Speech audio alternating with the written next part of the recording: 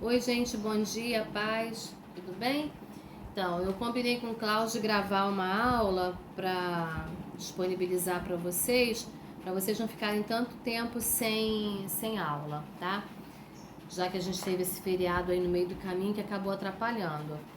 Então, relembrando aqui alguma coisa do que a gente já tinha falado na última aula, nós falamos sobre a era islâmica, logo no finalzinho da aula, sobre um momento em que eles achavam que seria fácil apresentar essa nova religião para os judeus e que eles aceitariam porque tinham muitas semelhanças com o judaísmo. Só que não foi isso que aconteceu, né? Os judeus eles não aceitaram essa nova religião, essa religião muçulmana para abraçar. Então agora, depois de tudo que aconteceu, nós vamos falar sobre uma nova condição. A gente chega a um momento em que Maomé morre, no ano de 632, e agora, sob a dominação muçulmana, os judeus vão ingressar num novo período de expansão física e intelectual. Ou seja, eles vão se debruçar agora sobre conhecimento e sobre conquistas também. Em contraste com o zoroastrismo e o cristianismo, que sofreram grande decadência, os judeus agora, eles não só conservam a sua crença ancestral, quer dizer, aquilo lá de trás, dos pais, dos patriarcas, como também eles ganham uma nova força nos países da conquista muçulmana. O que foi o zoroastrismo? E a gente vai falar um pouquinho sobre isso. É uma religião persa fundada sobre a filosofia por um profeta chamado Zaratustra ou Zoroastro. É uma religião persa fundada sobre filosofia. Na região da Babilônia e da Palestina, os judeus eles floresceram durante esse período como nunca, bem como nas comunidades judaicas da Síria e do Egito também, bem como na região a oeste, próximo ao local da antiga cidade de Cartago. Haviam certas restrições sofridas pelos judeus. Por exemplo, nessas regiões onde eles estavam ali vivendo naquele período, essas civilizações, essas cidades aceitavam os judeus ali, porém eles tinham algumas restrições, tá? Eles não podiam construir sinagogas, havia um imposto especial que era cobrado, pago somente pelos não muçulmanos. Nesse território, que era na sua maioria habitado por povos muçulmanos, quem não era muçulmano haveria de pagar um imposto diferenciado, tá? A proibição de andar a cavalo, de portar armas, de se casar com muçulmanos, e a conversão só era permitida de uma fé muçulmana para o Islã. Olha só, hein? Mas estas imposições raramente eram aplicadas na íntegra. Os judeus eles não eram obrigados a viver em guetos, como a gente vai ver na época de Hitler, por exemplo, né, do comunismo, e podiam manter suas próprias instituições comunitárias. Assim, os tribunais judaicos exerciam poder judiciário completo sobre a comunidade e não era necessário recorrer a tribunais árabes.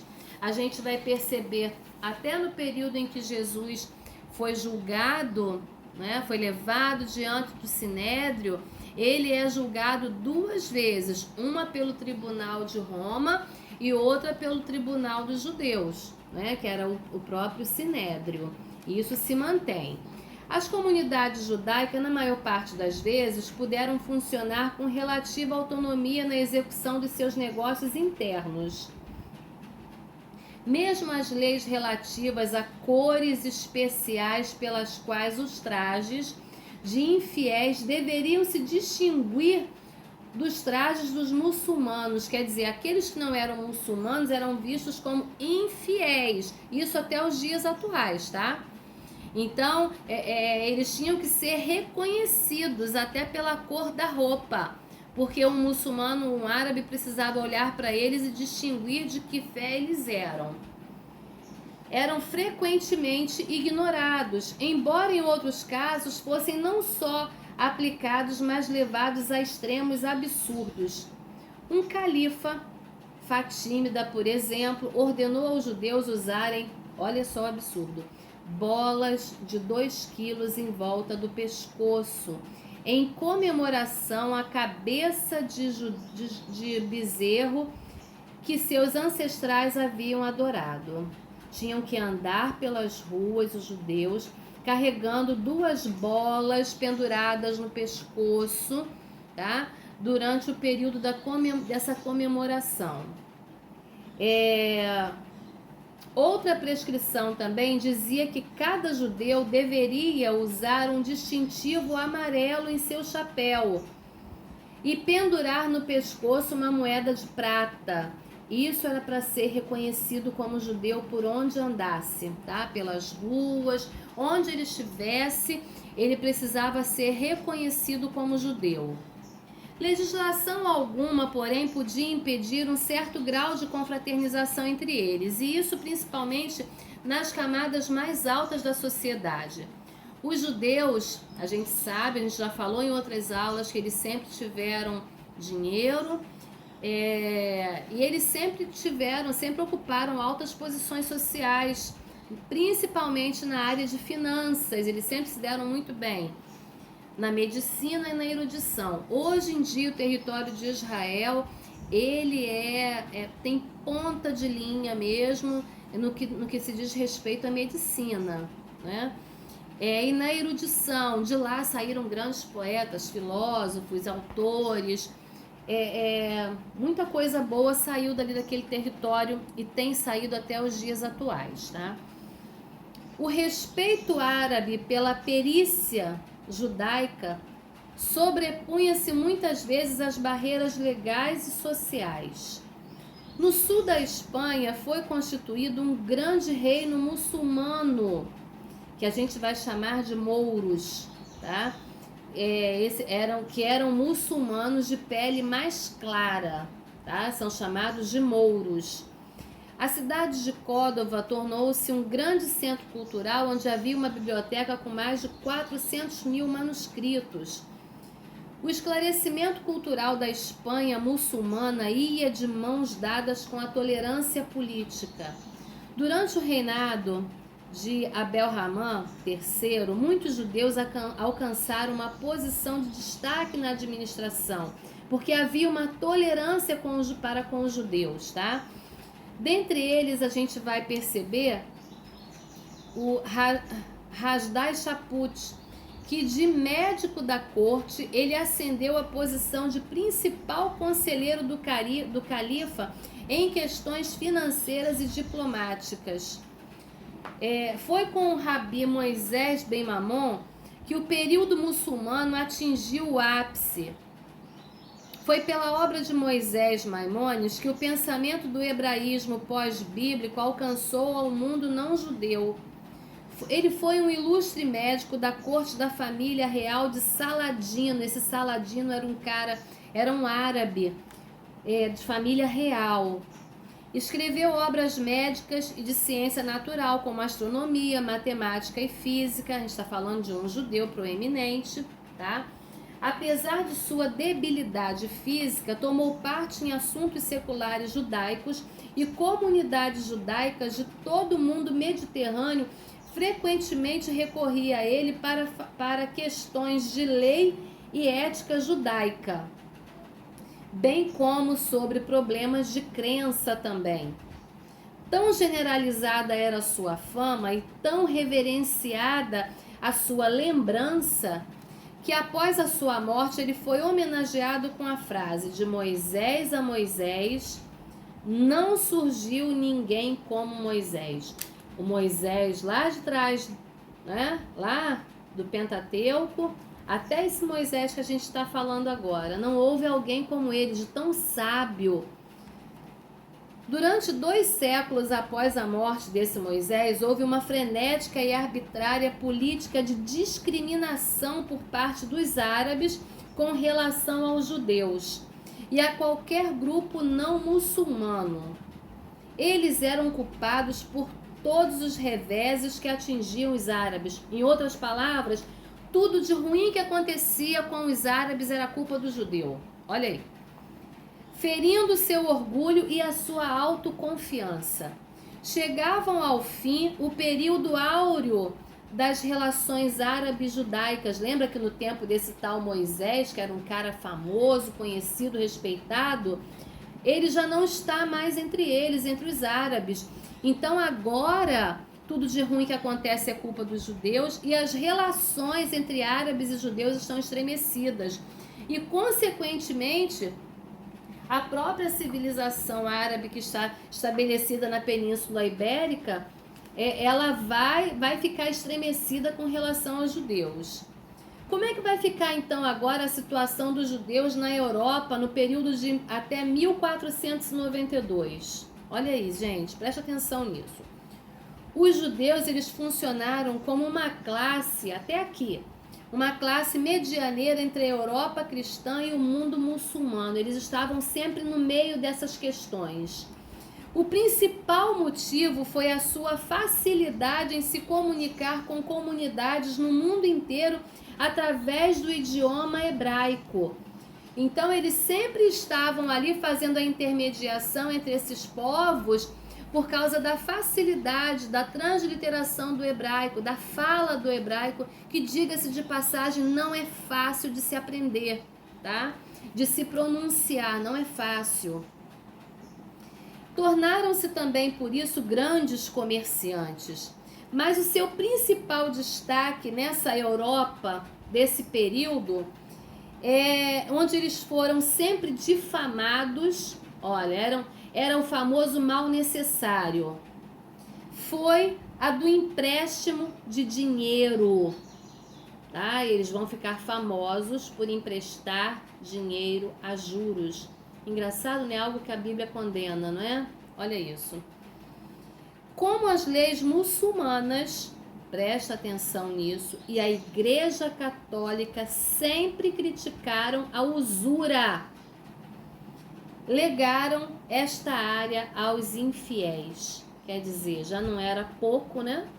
Já não era pouco estar com as relações estremecidas, não ser bem visto. Agora também você ainda é acusado, além de ser infiel, porque é uma fé diferente da sua. Você ser conhecido como popularmente agiota, não é? E que as igrejas, a Igreja Católica e os muçulmanos sempre abominaram esse tipo de prática, mas eles deixaram esse legado para os judeus. Então, toda vez que eles chegavam em algum território, eles chegavam com dinheiro, investiam na economia e sempre tinham dinheiro para ajudar as pessoas que estavam em necessidades. É claro que cobravam os juros e aí ficaram vistos dessa maneira. E aí a igreja aproveitou para cair, a igreja e os muçulmanos aproveitaram para cair de pau em cima desse aspecto. Assim, os judeus obtiveram quase um monopólio. Olha só, hein? A gente está falando de finanças. Com o passar do tempo, reis e imperadores também ficaram vitalmente interessados no comércio monetário judaico. E isso começou a chamar a atenção dos grandes líderes políticos, tá? Como que essa gente que vem de um outro território, essa gente perseguida, essa gente sofrida, essa gente consegue se dar tão bem, consegue prosperar. Qual é o recurso, qual é o meio, quais são as habilidades? A partir do século X e XI, vão existir novas provas de comunidades judaicas que estão firmemente estabelecidas em todas as cidades mais importantes da Europa, que nesse momento são a França e a Alemanha. Depois disso, a habitação vai continuar. Até o final do século XI, a relação entre judeus e não-judeus foi relativamente tranquila e amistosa. Tá? A gente não está falando de período de guerra. Eles estão ali se relacionando, sobrevivendo, contribuindo de forma pacífica. Diversas comunidades vão se desenvolver, vão florescer uma vida intelectual, vão sustentar algumas academias talmúdicas. Depois do século XII e XIII, quando os estados nacionalistas começam a evoluir na Alemanha, a gente está falando já de um período onde esses governantes, esses líderes fascistas vão olhar para esse povo judeu já com uma certa pulga atrás da orelha, que são Frederico II e, na França, Filipe Augusto. Os judeus, mais uma vez, vão sofrer intolerância do mundo medieval.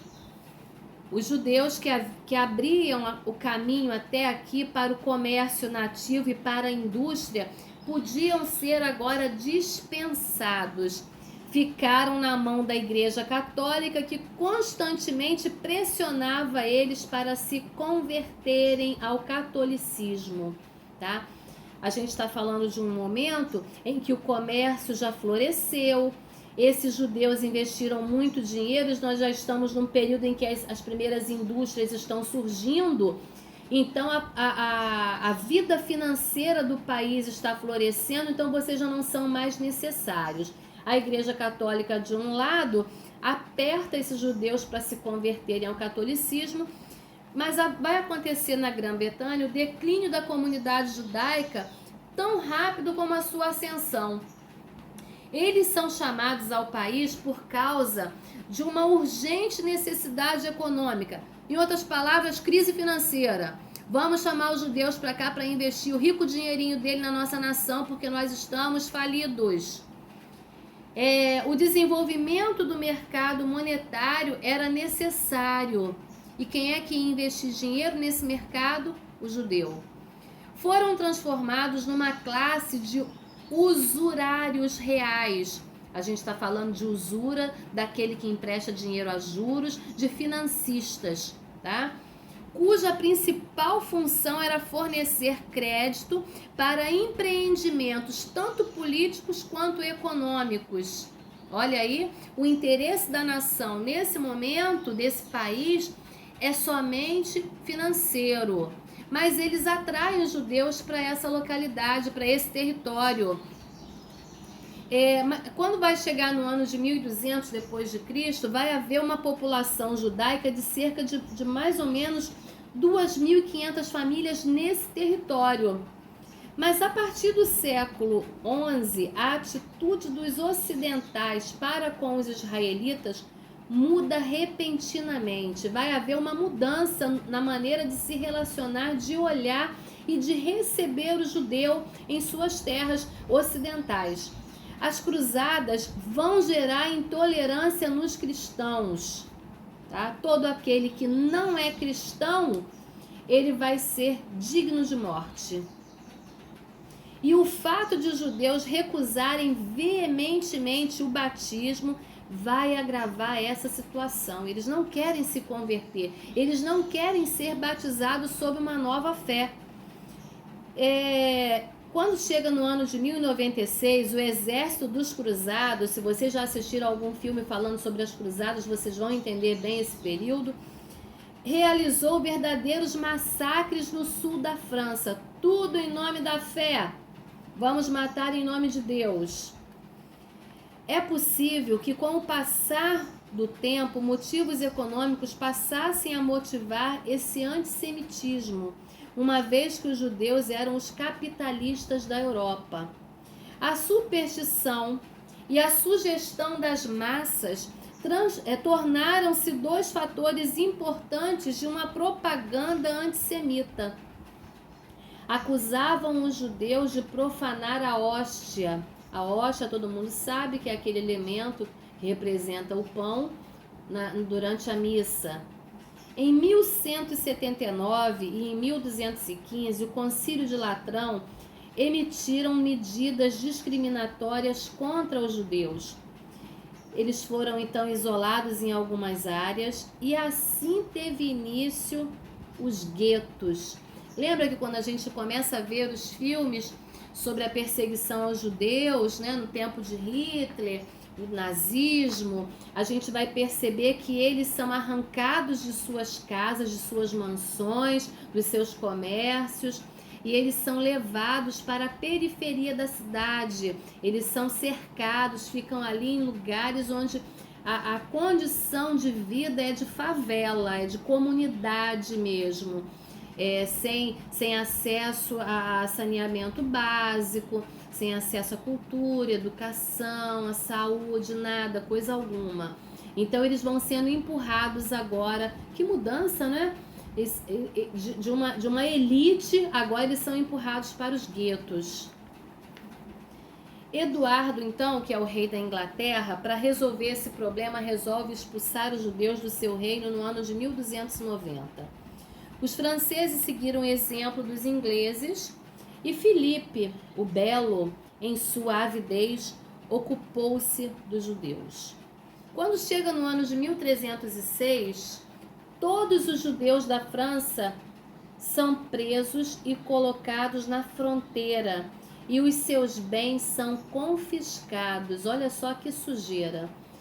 Depois de se aproveitar da ajuda financeira, do dinheiro que entrou no país, depois de se reequilibrar, de se restabelecer, agora eles usam de uma política, empurram esse povo para o gueto, tiram tudo deles e agora, não satisfeito com isso, eles não querem mais o povo no território e expulsam para uma outra fronteira, fora do nosso território, das nossas fronteiras, dos nossos limites, mas nós vamos ficar com tudo que é de vocês. Eles são dispensados, são despejados da terra, deixando tudo para trás, sai com a mão abanando, tá? Não levam nada, fica tudo para essa terra que convidou tão gentilmente, venham com as suas riquezas e saiam sem elas.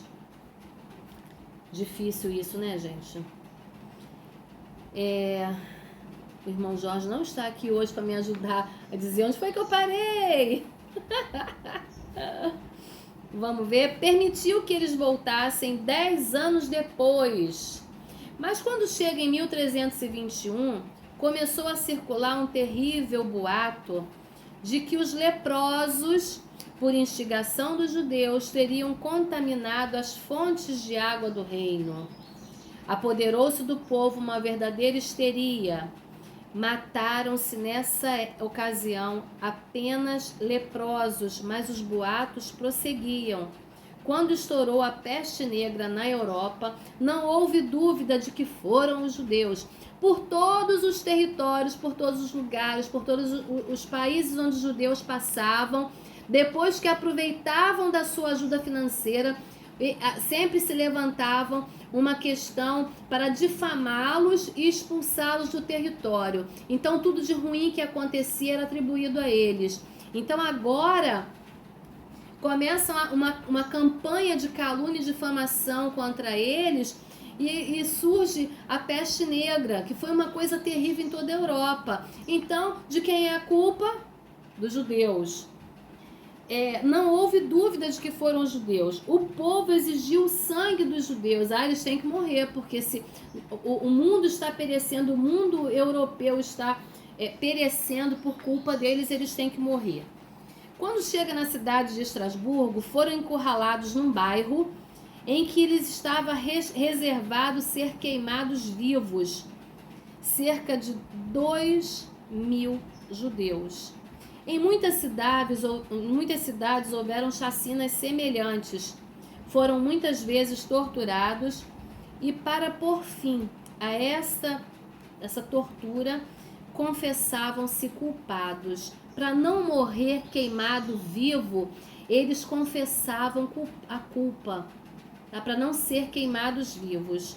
Outras vezes eles se matavam junto com a família para não ser queimado vivo.